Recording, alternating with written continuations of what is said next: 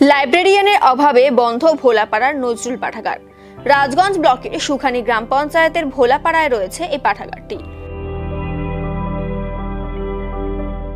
প্রায় ৩ বছর ধরে লাইব্রেরিয়ানের অভাবে বন্ধ হয়ে পড়ে রয়েছে পাঠাগারটি, ফলে ক্ষুব্ধ এলাকার মানুষ।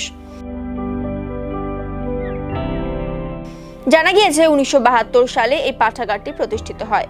২০২১ সালে গ্রন্থাগারিক এবং সহকারী গ্রন্থাগারিক অবসর গ্রহণ করার পর গ্রন্থাগারিকের অভাবে পাঠাগারটি বন্ধ হয়ে রয়েছে, যে কারণে পাঠাগারের প্রচুর বই নষ্ট হচ্ছে।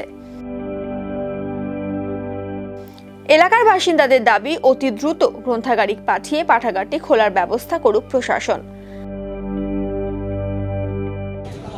বলছিলাম, এটা তো আমাদের পাঠাগারটা চলতো ভালো, এখানে এলাকার মানুষও আসতো, এখানে পেপার পড়তো, আমাদের এখানে বই টই বিভিন্ন ধরনের বই আসে, স্কুলেরও বই আসে, স্কুলের ছাত্রছাত্রীরাও আসতো আমাদের কাছে, ফ্যাসিলিটি পেত, আমরা দিতাম বই করে, আবার পড়াশোনা করে আবার মান্থলি আমাদের একটা আছে, রেজিস্টার আছে, রেজিস্টার ইস্যু করে বইটা দেওয়া হতো।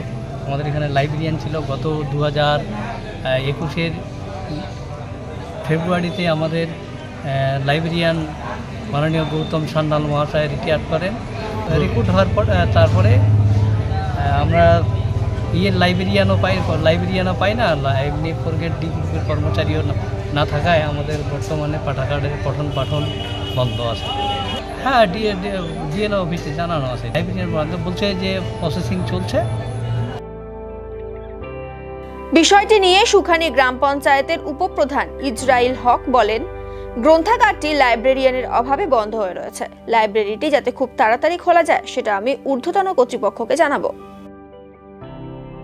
এই লাইব্রেরি অনেক দিন থেকে মাস্টার ছিল আগে জলপাইগুড়ির, ও তখন রিটায়ার হয়ে গেছে। তারপর 2 বছর চালাইলো আমাদের এখানে রহিমউদ্দিন পিয়ন হিসাবে।